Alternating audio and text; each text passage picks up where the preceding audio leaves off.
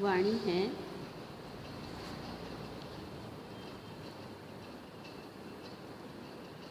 1409 number. कल वाणी हुई थी, माल है मालिक है, साहस नहीं। माल प्राप्त कर जप माला प्राप्त हो, मालिक प्रसन्न हो। आज की वाणी है कृतघ्न न बन, कृतज्ञ बन। ज्ञान नहीं तभी तो कर्ता को भूल बैठा, कर्ता उदार केवल इतना मान, सब कुछ तेरा है।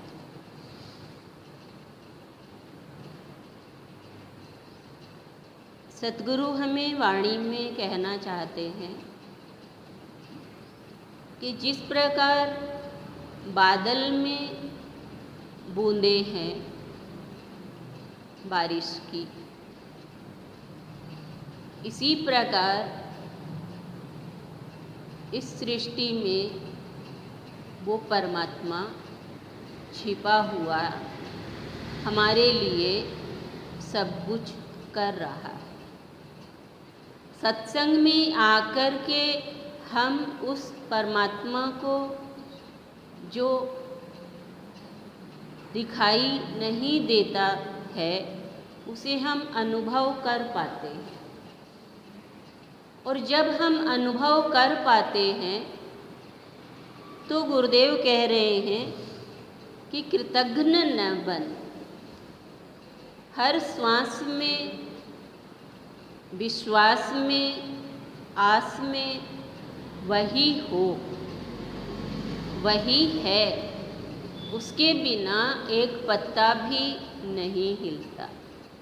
ये केवल कथन सुना हुआ नहीं हो, बल्कि हमारे ज्ञान में रच बस जाए और हमारे व्यवहार में, हमारे आचरण में उतर जाए कि हम ये कह पाएँ कि सब कुछ का कर्ता वही है। अगर हमारे सामने हमारे मन के विपरीत हो रहा है तो उसमें भी वही है। ये भक्तों की आस्था है। और जब हम उसमें भी उसे ही देखने लग जाते हैं तो जिस प्रकार सूर्य के सम्मुख अंधेरा नहीं रहता, इसी तरह यदि विपरीत परिस्थितियों में भी यदि हम अपने परमात्मा को अनुभव करें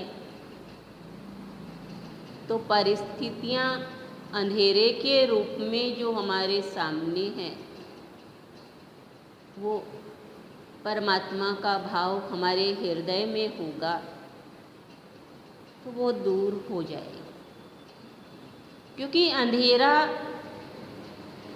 केवल रात भर का ही है, बाद में तो सुबह ही होनी है।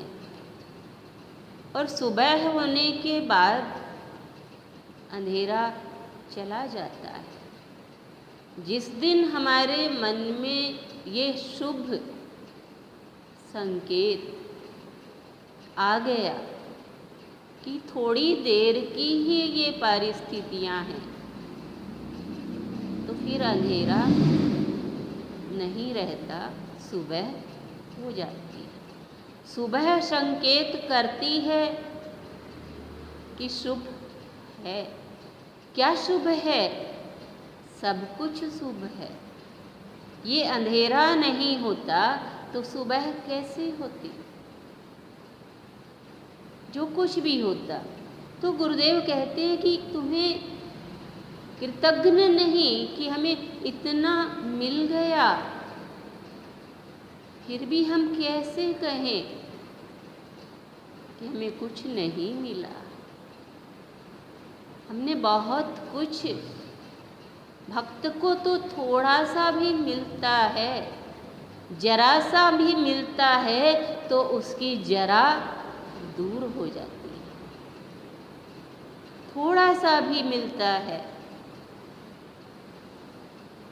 क्योंकि सागर की एक बूंद से पता चल जाता है कि सागर क्या है।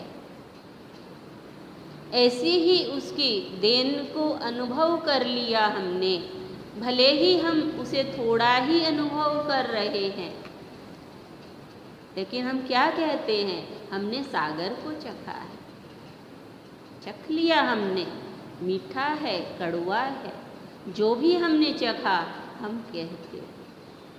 सत्संग में आते ही लगा कि तो बहुत अच्छा। तो क्या पहले दिन ही कैसे पता चल गया कि ये तो बहुत अच्छा है? एक बूंद ही तो चखी थी। इसी प्रकार से भले ही हमारे जीवन में हमें लगता है कि हमारे कुछ भी नहीं आया, लेकिन हम ये न कहकर ये कहें हमारे जीवन में कुछ तो आया है। कुछ ही सब कुछ है। संत ने प्रवचन में लिखा, कुछ और सब कुछ में सब मिला देना है। एक गिलास दूध में एक चम्मच चीनी काफ़ी है मीठा करने के लिए।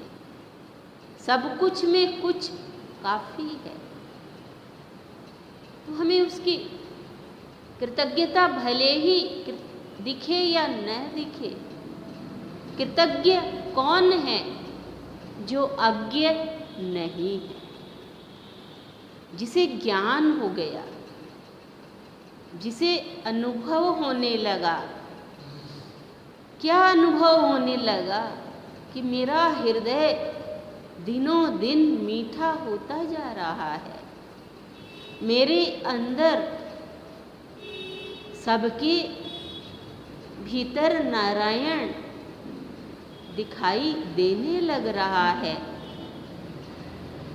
किसी में जीव भाव अगर दिखाई भी भूल से दे जाता है तो प्रार्थना होने लगे यदि मन के अंदर कि हे प्रभु, इस जीव आत्मा को आप कमजोर मत रहने देना, शक्ति देना। जब ऐसे भाव हमारे भीतर में आने लगे, कहना है किसी को नहीं, केवल अपने प्रभु को, क्योंकि वही सर्वसमर्थ है। सभी तो मांग रहे हैं, देता तो एक ही सब।